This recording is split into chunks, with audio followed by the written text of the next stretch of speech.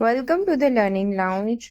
From today, we are going to start grammar topics. We will go one by one every topic. So this is the parts of speech. Part of સ્પીચમાં આપણે જોઈએ કે વાક્ય અલગ અલગ શબ્દોના બનેલા હોય છે. એ શબ્દને અલગ 8 વિભાગ હોય એમને આપણે પાર્ટ ઓફ સ્પીચ કહેતા હોઈએ છીએ. તો સૌપ્રથમ છે નાઉન્સ. નાઉન્સ એટલે કે a noun is a person, place or a thing. કોઈ પણ વ્યક્તિ, વસ્તુ કે જગ્યાનું નામ હોય એને આપણે નાઉન કહેતા હોઈએ છીએ. નાઉનને ગુજરાતીમાં આપણે નામ અથવા તો સંજ્ઞા કહીએ. લાઈક ધ રામાયણ, મહાભારત, આ બધા નામ છે. ઇંગ્લિશ, અહીંયા એક્ઝામ્પલ આપણે આપીએ કે પર્સનમાં જોઈએ તો ગર્લ, બોય, ટીચર, કોઈ પ્લેસમાં સ્કૂલ, સ્ટોર, પાર્ક, થિંગ્સમાં બસ, જેકેટ, કેટ, આ બધા નાઉનના એક્ઝામ્પલ. તો અહીંયા એક્ઝામ્પલમાં છે કે Tom is going to a school. તો અહીં ટોમ એક બોયનું નામ છે ને સ્કૂલ એ જગ્યા. તો આ વાક્યમાં 2 નાઉન છે. તો સેકન્ડ ટાઈપ છે આપણું હવે વર્બ્સ. વર્બને ગુજરાતીમાં કહીએ ક્રિયાપદ. ક્રિયાપદ એટલે જે કર્તાનું વર્ણન કરતું હોય અથવા તો ક્રિયા દર્શાવતું હોય. મીન્સ કે verb which tell action or express a state of being. એક્શનમાં આપણે જોઈએ તો રન, જમ્પ, થિંક, રાઇટ કોઈ બી આવી શકે. અને state of being means am, is, are, was, were, આ બધાને આપણે વર્બ્સ કહીએ કે જે હી, સી ને બધા જોડે આવતા હોય. સો અહીંયા એક્ઝામ્પલ છે હી સ્કીપ્ડ ટુ ક્લાસ. અહીંયા જે સ્કીપ્ડ છે એ આ વર્બ છે. Than next is adjectives. Adjectives એટલે વિશેષણ કે જે નામના અર્થમાં વધારો કરે તે. તો કોઈ બી નાઉન હોય ને એના અર્થમાં જ કંઈક વધારો કરે. Like he is a boy હોય તો he is a good boy. તો અહીંયા જે બોય છે એના અર્થમાં વધારો કર્યો કે છોકરો, બટ કેવો, સારો. અહીંયા જે ગુડ છે એડજેક્ટિવ્સ છે. એડજેક્ટિવ અલગ અલગ ટાઈપના હોય કે હેપી, બ્રેવ, આ બધા એમનો કેવો છે તો હેપી છે એવી રીતે. પછી 3, મોર, લેસ કે નંબર્સ બતાવે. ધીસ, ધેટ કે જગ્યા બતાવે. Same is a good boy જે આપણે આગળ જોયું. તો ગુડ અહીંયા એ વિશેષણ છે જેને આપણે ઇંગ્લિશમાં એડજેક્ટિવ કહીશું. સો હવે નેક્સ્ટ ટોપિકમાં આપણે જોઈશું પ્રોનાઉન્સ. પ્રોનાઉન્સ એટલે સર્વનામ કે જે હી, શી, ઇટ, આઈ, યુ, દે જે આપણે રેગ્યુલર યુઝ કરતા હોય એને આપણે સર્વનામ કહીશું કે જે નામના બદલામાં વપરાય.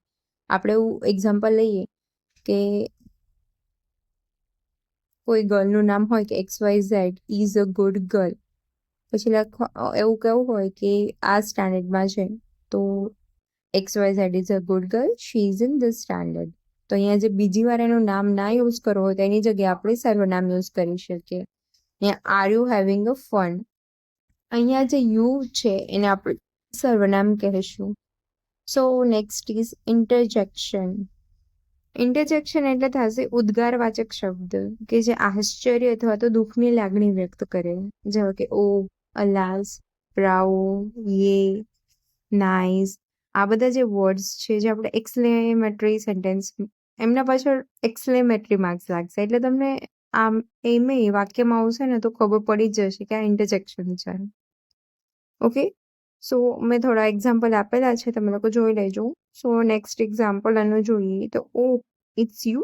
અહીંયા જે ઓ વર્ડ છે એ ઇન્ટરજેક્શન કહેવાય જેની પાછળ એક્સક્લેમેટરી માર્ક્સ છે. ઓલવેઝ ઇન્ટરજેક્શન પાછળ એક્સક્લેમેટરી માર્ક્સ હશે જ.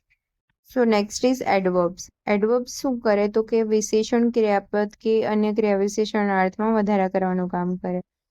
અલગ અલગ રીતે એડવર્બ્સ યુઝ થતા હોય કે મેનર દર્શાવવા માટે અલગ હોય. Like walk slowly, walk quickly.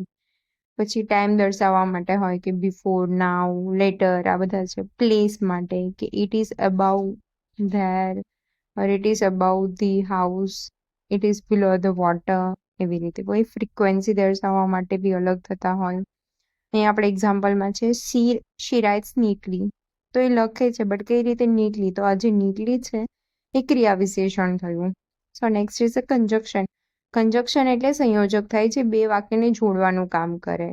હવે અલગ અલગ કન્જક્શન છે જે આપણે ડિટેલ્સમાં આગળ જોઈશું. And, as, but, even, if. અહીંયા મેં થોડા ઘણા જ એક્ઝામ્પલ લીધા છે, બાકી ઘણા બધા કન્જક્શન્સ આવે. કન્જક્શનનું મુખ્ય કામ શું છે કે બે વર્ડ્સ, બે વાક્ય યા કોઈ બી બે ફ્રેઝલ વર્બ્સ કે બધાને ભેગું કરવાનું કામ કરે, એકબીજા સાથે જોડવાનું કામ કરે, એને આપણે સંયોજક અથવા તો કંજક્શન કહીશું. So example, Jaya and Maya are sisters. તો જયા અને માયાને જોડવા માટે એન્ડ નો યુઝ થયો. After that is do as directed, મતલબ કે જેમ કીધું એમ કરું. તો અહીંયા એઝ છે એ બે વસ્તુને જોડે છે, તો એ કંજક્શન થયું. ત્યારબાદ છે પ્રિપોઝિશન્સ. Next is પ્રિપોઝિશન્સ. પ્રિપોઝિશન્સ એટલે નામયોગી અવયવ કે જે નામ અથવા તો સર્વનામની પહેલા મૂકવામાં આવે. So it is a word placed before a noun or a pronoun and it shows a relation to some other word in the sentence. જે વાક્યના બીજા શબ્દ સાથે પોતાનું રિલેશન બતાવતો હોય, સંબંધ દર્શાવતો હોય. પ્રિપોઝિશન્સ કોને કહીએ? તો on, into, in, before, after. ઘણા બધા જે મેં સ્લાઇડમાં લખેલા છે એના સિવાય બી બહુ બધા હોય જેને આપણે પ્રિપોઝિશન્સ કહેવાય. સો એક્ઝામ્પલ જોઈએ તો cat sat on the table. અહીંયા ઓન છે એ પ્રિપોઝિશન છે. સો ગાઈસ, આ જે આપણે 8 અલગ અલગ વિભાગ જોયા એ બધા જ આપણે ડિટેલમાં કવર કરવાના છે. આ જસ્ટ ઓવરવ્યૂ હતું કે પાર્ટ ઓફ સ્પીચની અંદર કયા કયા ટોપિક આવે. તો લાઇન બાય લાઇન તમને ડિટેલ્ડ વિડીયો બધા ટોપિક ઉપર મળી જશે. Stay tuned with our channel. Please like, share and subscribe. Thank you guys.